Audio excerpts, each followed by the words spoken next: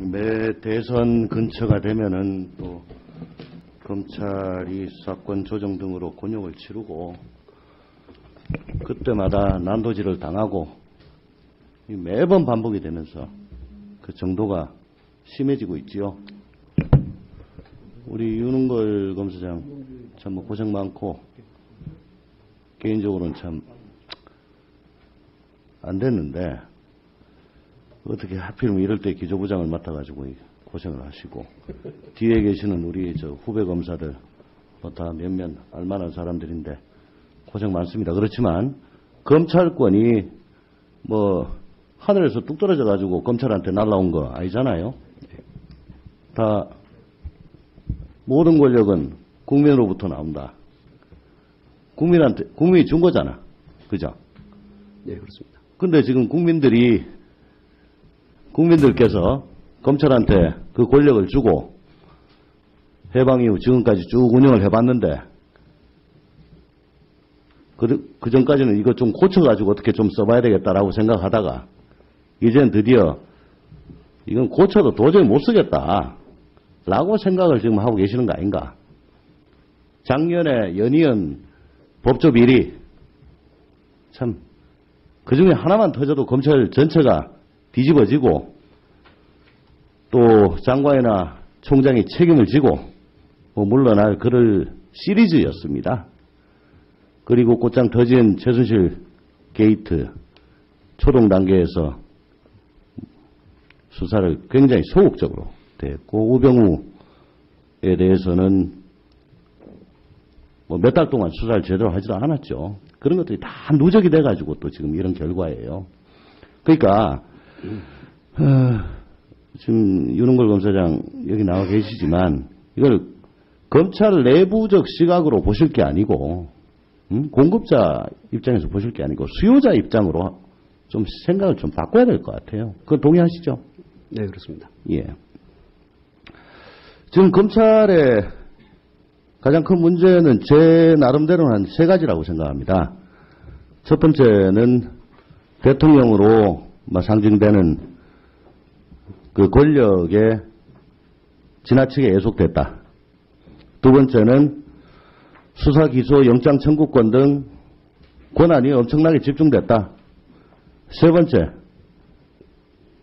자체 부패가 만연함에도 이를 제대로 견제할 장치가 없다. 뭐 이렇게 요약이 될 것 같은데 어떻게 윤 검사장 동의하십니까? 뭐 말씀을 좀 예. 드리겠습니다. 아니, 예. 말씀하십시오. 간단하게 좀. 예. 예. 대통령 등 권력에 예속돼 있다라는 부분은 좀 이렇게 말씀을 드리겠습니다. 지금 박영수 특검이 굉장히 국민의 지지를 받으면서 수사를 잘하고 있습니다. 그리고 평가가 어떠실지 모르겠지만은 최순실 사태에 대한 특별수사본부의 성과도 무시하지 못할 정도입니다. 그 수사에 좀 특징이 있습니다. 그거는 검찰에서는 이제 특별수사본부 체제를 가동을 했고 특임검사는 이제 그야말로 독립적인데 결국은 더 이상 보고하거나 이럴 관계가 없기 때문입니다. 그래서 그런 부분에 대한 그럼 그거 관련해 가지고 예. 아까 특임검사나 특별수사본부를 활성화해서 총장한테 보고할 필요 없이 가동하면 되지 않겠냐. 그 자체가 정치 권력에 예속되었다는 것을 명징하게 드러내는 반증 아니냐 싶습니다. 그거 안 하려면 그 총장이 왜 있어요? 멀쩡히 있는 총장 나 보고 안 받습니다. 그렇기 때문에 이 사건 수사는 중립성을 유지할 겁니다. 웃기는 얘기 아닙니까?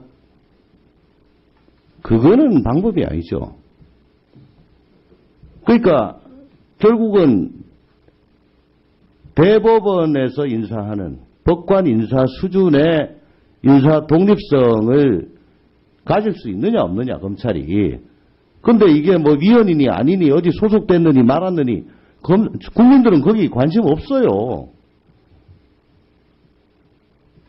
특별검사처럼 강단 있게 눈치 안 보고 제대로 하면 박수 받고, 그거 아니고 찌질하게 뭐 이상하게 하면은 전부 다 브레임을 하는 거죠. 근데 거기에 뭐 권력 분립이 어떻고 위헌이고 뭐 행정부고 어쩌고 국민들이 이거 신경 쓸 것 같습니까? 그리고 김선수 변호사님, 제가 방금 드린 말씀, 법관 수준의, 법원 수준의 인사 독립성이 유지가 되면 검찰 지금 이대로 그냥 놔두고 가도 될까요? 어떻게 생각하시죠? 저는 더 위험하다고 생각합니다. 현재 그 검찰이 수사권과 공소권을 독점하고 있는 상황에서 인사권까지 완전히 그 독립시켜주면 민주적 통제가 전혀 불가능하기 때문에 네. 오히려 검찰 파쇼 뭐 이런 그 위험한 상황에 더 되리라고 봅니다. 그것은 과거에도 참여정부에서 오히려 대통령이 검찰 조직을 이용하지 않고 이렇게 이제 정치 이렇게 하면서 그 검찰 개혁을 시도하려고 할 때 오히려 검찰 전체가 그 권력기관에 대해서 그 저항을 하지 않았습니까? 오히려 뭐 그런 부분에 대한 민주적 통제 장치만으로도 또 없어지는 거기 때문에 뭐 그런 부분은 이 검찰이 현재 갖고 있는 그런 권한을 분리하고 견제하는 시스템이 되도록 만든 후에나 생각해 볼 문제지 지금 단계에서는 그렇게 나갈 단계는 아니라고 봅니다. 네. 윤 검사장. 예. 제가 어느 신문에서 본 게 있습니다.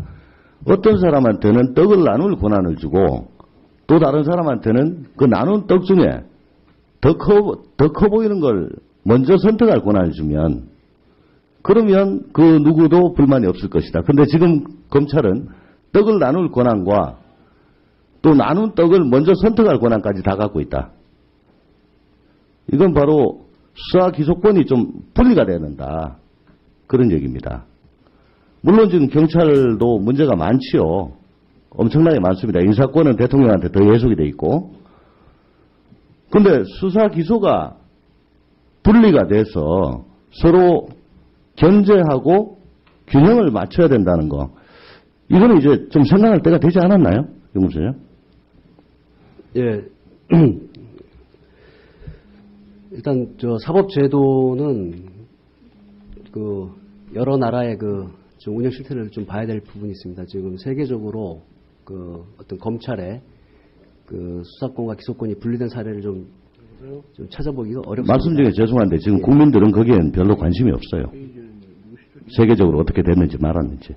저는 수요자의 입장에서 생각을 해보시라고 말씀을 드렸습니다. 아까. 예. 물론 경찰도 문제가 많다고 전제를 했습니다. 그리고 그 법조 게이트, 그거는 뭐 자정 능력이 땅에 떨어졌다. 제도 개선을 아무리 해도 안 된다는 걸 작년에 여실히 보여준 거 아니겠습니까? 어떻습니까? 그래서 별도 기관에서 검사 혹은 검찰 수사관의 그 부정부패에 대해 가지고 단죄를 해야 된다는 거, 그게 지금 다 공론화된 것 같은데 인정하십니까? 이제 검찰이 남의 죄를 재단하는 그런 업무를 하기 때문에 더 청렴해야 된다는 데는 이제 동의를 합니다. 다만 이제 검찰도 사람이 모인 조직이다 보니까 좀 문제가 있을 수 있습니다. 다만 제 기억에 제가 20여 년 검사 생활하면서 검사의 비리 문제가 이게 사회적으로 불거졌을 때 한 번도 제대로 처리하지 않은 예는 제가 찾아볼 수 없습니다. 그래서 그건 불거지고 나니까 제대로 처리를 한 거고, 불거지지 않으면 그냥 넘어가는 거죠. 불거지기 전에는 저희들도 물론 뭐 경찰은 훨씬 더 심하다. 심합니다. 그렇지만은 뭐가 사람을 물면 뉴스가 안 되는데 사람이 뭐를 물면 뉴스가 되는 거하고 똑같은 거예요. 그건 뭐 이때까지 그걸 유지를 해왔잖아요. 그리고 때만 되면은 검찰이 인권 옹호기관이다. 그래서 경찰보다 우월하고 계속 경찰은 아직 시기상조다. 근데 검찰의 인사권이, 검찰 인사가 검사장 보면은 지휘권들 형사 출신 검사장 안 시켜주잖아요. 전부 다 특수공안 기획만 검사장 시켜주고 인권 옹호하는 형사부는 검사장 안 시켜주고, 실제적으로 운영을 그렇게 하면서 인권 옹호기관이라고 할 수 있습니까?